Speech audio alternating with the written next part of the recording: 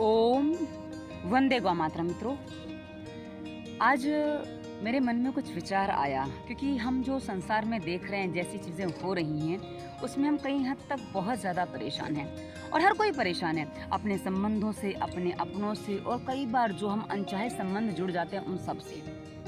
पर ये ऐसा होता क्यों है? क्योंकि कई बार हमारे मन में प्रश्न आता है, हम तो अच्छे भले हैं, हमें ऐसा जीवन साथी, हमें ऐसी जीवन संगिनी क्यों मिल गई? मित्रों, कहीं कुछ ऐसा होता है जहाँ हम कुछ बातें समझ नहीं पाते हैं और एक मोह में या कुछ माया जाल में हम फंस जाते हैं और भविष्य के निर्णय हम इस तरह से ले जाते हैं। और ये सारी बातें मुझे मेरे जीवन ने ही सिखाई हैं और आसपास जो चीज़ें होते देख रही हूँ उस जीवन ने मुझे और भी बहुत सारी बातें सिखाई हैं। तो मैं अपने अनुभव पर से आज आपको कुछ एक नई बात ऐसी बताने की कोशिश कर रही हूँ। नई तो नहीं कहूँगी, पर हाँ, आप जिन बातों को कभी कभी सोच लेते हैं पर व्यक्त नहीं कर पाते हैं या व्यक्त करने की आप में शब्द नहीं होते हैं, उन्हीं सभी बातों को मैं आज से यहाँ से शब्द देने का प्रयास करूंगी। और ये जो मेरा प्रयास है, ये एक दंपत्ति की गाड़ी यानी कि दाम्पत्य जीवन सुखमय कैसे हो, इसकी शुरुआत, इसकी नींव आप कहाँ से रखेंगे, हम उससे शुरुआत करेंगे।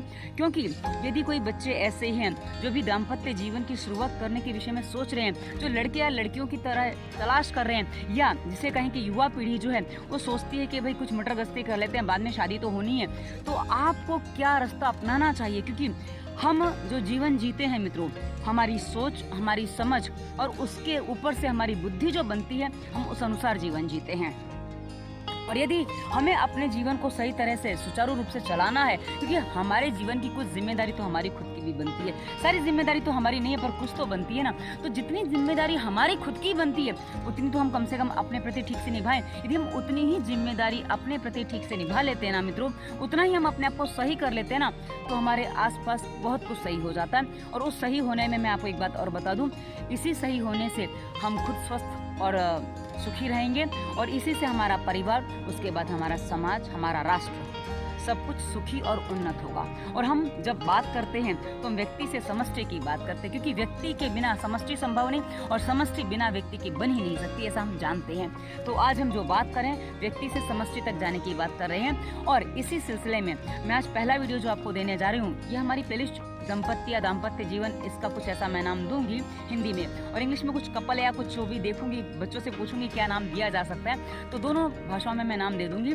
पर हाँ, आप यदि इसके वीडियो देखेंगे तो एक जीवन को सही तरीके से, जीवन संगिनी या जीवन साथी चुनने से लेकर अपने पूरे जीवन को आप कैसे सुचारू रूप से चला सकते हैं। और मित्रों, यदि आप चाहें तो मेरा ये वीडियो आप जिस लड़का या लड़की से मिल रहे हैं, यानी कि अपना जीवन साथी या जीवन संगिनी जिसको बनाना चाह रहे हैं, उसको भी दिखाएंगे, तो दोनों में एक मन मुटाव जो बनेगा आगे जाके वो नहीं बन पाएगा। और हो सकता है आप संबंध जुड़ने से पहले ही एक दूसरे के सामने इतने स्पष्ट हो जाएं, इतने स्पष्ट हो पाएं कि भविष्य में आपको कुछ ऐसी बातों का सामना ना करना पड़े कि हाय मुझे पता नहीं था कि ऐसा है।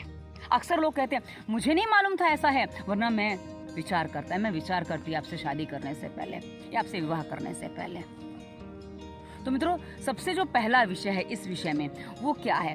जब आप एक लड़का एक लड़की देखते हैं जिसे अपना जीवन साथी, अपना पार्टनर बनाना चाहते हैं, क्योंकि पार्टनर बनाना, जीवन साथी बनाना हमारे जीवन का एक बहुत महत्वपूर्ण अंग होता है।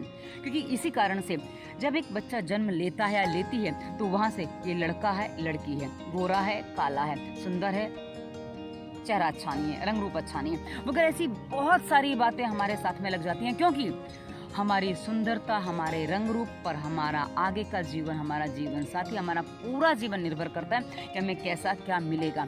पर हाँ, उसके अलावा एक चीज़ और होती है मित्रों, जिसे हम प्रारब्ध यानी कि हमारे पिछले कर्मों का लेखा जोखा कह सकते हैं। ये सबका अलग अलग होता है और किसी को व्यक्त रूप से पता नहीं होता है, और ये अव्यक्त रूप से हमारे साथ चलता रहता है। इसको मैं ऐसे कहूँगी मित्रों, हम एक बहुत लंबे समय से जीवन जी रहे हैं, ना जाने अनंत काल से हम जीवन जी रहे हैं। और जैसे एक अनंत काल हम अपने इस एक जीवन में कैसे मान सकते हैं, जैसे हम बहुत समय से एक उम्र हमें मिलती है जिसको हम जीते हैं, तो एक दिन पूरा होता है, रात होती है। दिन मतलब हमारा दिन होता है, हम काम काज करते हैं, और रात मतलब मैं मृत्यु को मानती हूँ। ऐसा एक नॉर्मल जीवन में हम उस रूप में कह सकते हैं। तो दिन भर में हम जो क्रियाकलाप करते हैं, जो काम करते हैं, रात को हम सो जाते हैं, अगले दिन हम सुबह फिर उठते हैं। तो हमारे पास जो चीज़ आज है, यानी कि आज जो मेरे पास है, आज रात को मैं सो जाऊँगी तो कल सुबह मेरे पास जहाँ तक सोचूं वैसा ही रहेगा। कुछ बदलाव होगा तो शायद मेरे स्वास्थ्य में, कुछ मेरी सोच में, कुछ समझ में कुछ बदलाव हो सकता है, क्योंकि हम पल पल बदल रहे हैं। और ये पल पल का बदलाव मैंने पिछले कुछ दिनों में बहुत ज़्यादा महसूस किया कि हम हर पल किस तरह थोड़े थोड़े बदलते हैं। तो मित्रों, वही बदलाव उतना होगा, उसके अलावा आपके जीवन में कुछ बड़ा बदलाव नहीं होगा। विशेषकर आपके बैंक बैलेंस में बैंक दिवालिया ना हो जाए या आपके पास कुछ और चीज़ ना आ जाए, उसके अलावा बैंक बैलेंस आपका बदलता नहीं है। जो प्रॉपर्टी आज आपके पास है वो कल आपके पास रहनी है। यदि अन्य परिवल यथावत रहे तो यानी कुछ चीज़ें बहुत बड़ी आगे पीछे ना हो, लेकिन यदि कुछ गड़बड़ हो जाती है तो बात अलग है। पर हम देखते हैं कि जैसे आज मेरे खाते में 50,000 रुपये हैं, तो कल वो अपने आप बढ़ के 60 या 35 या 45 नहीं हो जाने वाले हैं, वो उतने ही रहने वाले हैं। तो मित्रों, यही कर्मों का हिसाब होता है कि हमने जो पिछले जन्म में जहाँ हमारा दिन था, उसके बाद जो रात्रि हुई, जो हमारी मृत्यु हुई वो रात्रि थी, उसके बाद आज जो हमने ये जन्म लिया है, इसमें हम उसके आगे बढ़े हैं। तो हमारे पिछले कर्मों में यानी कि पिछले अकाउंट में हमारे जो था वो आज इस अकाउंट में आगे हमें बढ़ जाता है।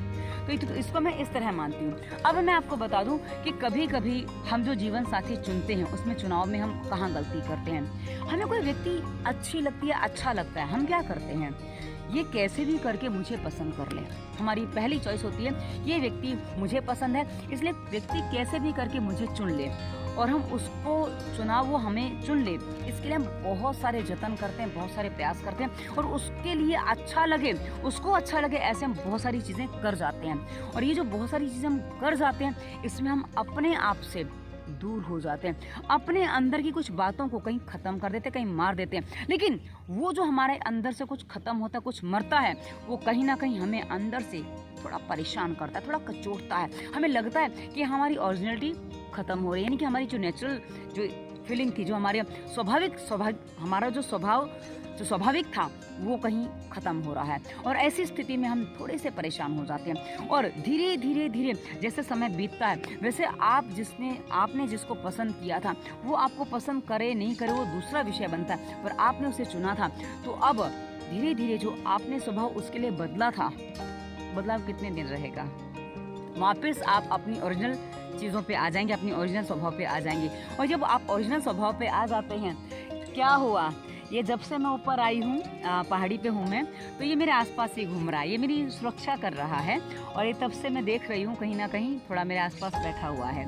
तो अभी इसलिए मैंने इसको पूछ लिया क्या हुआ, क्योंकि इसको शायद मेरी चिंता हो रही है। इसने मैंने इसको बिस्किट दिया, इसने वो नहीं खाया। मैं 3 ही बिस्किट लाई थी, थोड़े बड़े थे, तो मैंने सोचा इसको 1 खिला दूँ, मैं 2 खा लूँ, और क्या कर सकती हूँ। तो उसने नहीं खाया। बाद में जब मैंने पूरा खा लिया तो उसने आधा टुकड़ा खा लिया। मैं कहा वाह, इसको भी मुझे ही खिलाना था।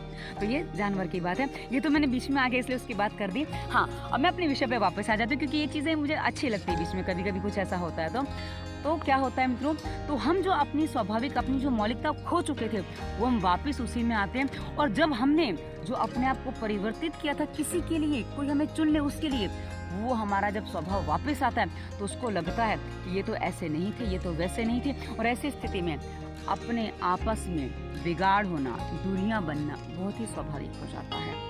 इसलिए आप जैसे हैं उस मौलिकता के साथ किसी के सामने आते हैं, अपने आप को जैसा आप उसको चुनते हैं, उसको पसंद करते हैं, इसलिए अपने आप को बदल दिया, ये आपके सामान्य व्यवहार में शामिल नहीं होगा। और भविष्य में आप इसके कारण बहुत सारा लोचा यानी कि जैसे गड़बड़ कर लेंगे, अपनी लाइफ में बहुत बड़ी गड़बड़ कर लेंगे। इसलिए मित्रों, जब आप किसी को चुनते हैं, निर्भर इस पे होइए कि वो भी व्यक्ति आपको आपके स्वभाव के साथ चुने। यदि वो व्यक्ति आपको आपके स्वभाव के साथ नहीं चुन सकती या नहीं चुन सकता, तो आपका साथ में रह पाना शायद असंभव जैसा होगा। कभी कभी ऐसा होता है कि विपरीत स्वभाव बहुत अच्छा मेल कर लेते हैं, और मित्रों विपरीत स्वभाव में बहुत अच्छी बातें हो भी जाती हैं। मैंने ऐसा नोटिस किया और देखा भी है।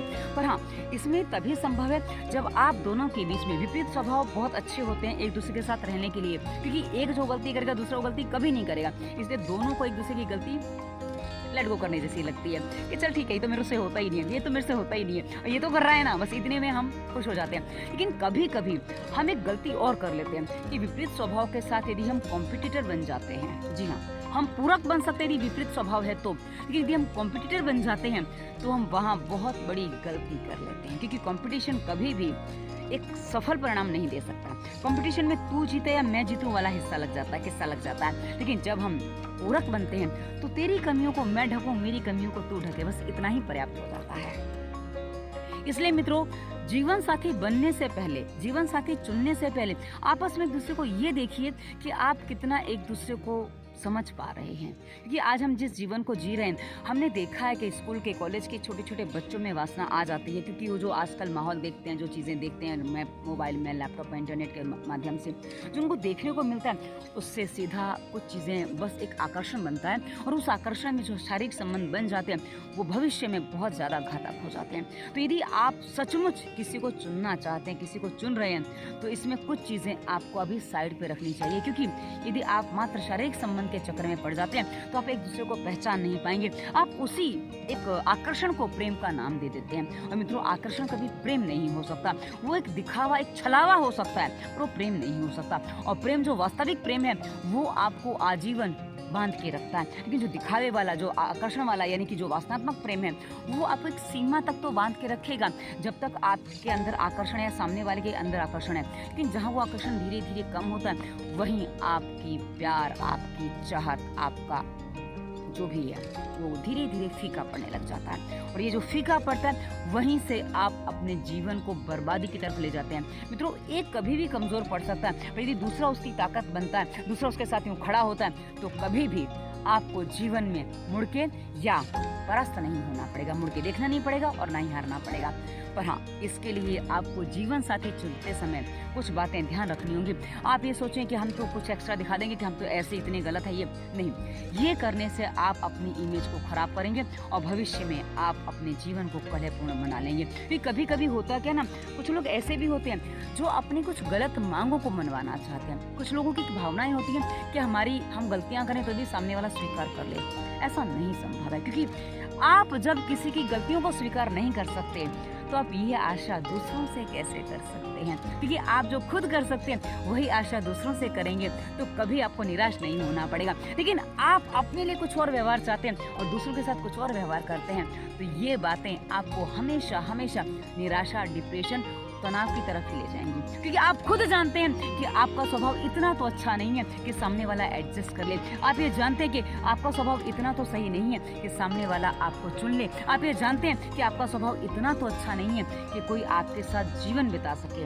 तो ऐसी स्थिति में आपको तनाव, डिप्रेशन और बहुत सारी नकारात्मक चीजें ना घेर लें तो कोई बड़ी बात नहीं है।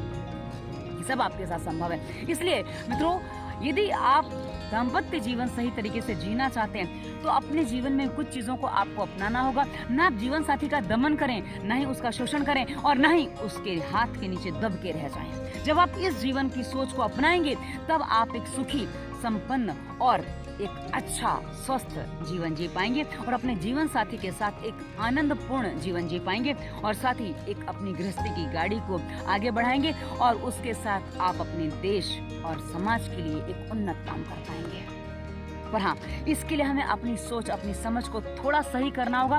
बस जो हम खुद के लिए नहीं चाहते, वो हम अपने जीवन साथी के साथ भी ना करें। ये आपको अपनाना होगा, ये आपको समझना होगा। यदि आप इतना समझ लेते हैं, तो जीवन में मित्रों कभी भी आपको हताश निराश नहीं होना पड़ेगा। क्योंकि अक्सर हमने देखा है, लोग जब जीवन साथी का दमन करते हैं, तो उसकी कुछ मजबूरियों का, कुछ उसकी कमजोरियों का फायदा उठाते हैं।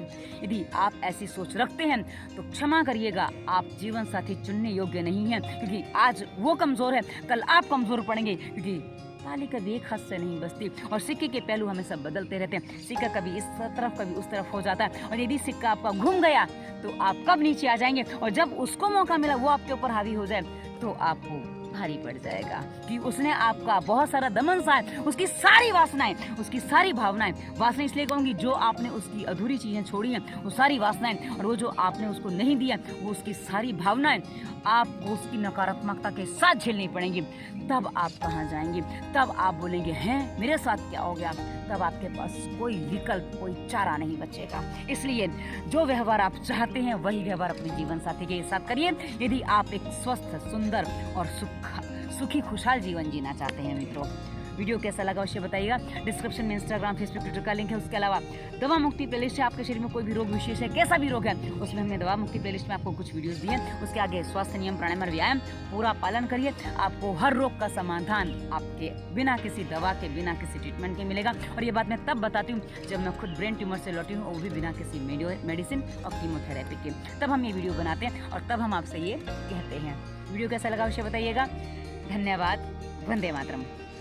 हाँ, नंबर भी डिस्क्रिप्शन में आपको मिल जाएगा। तो धन्यवाद। वंदे मातरम।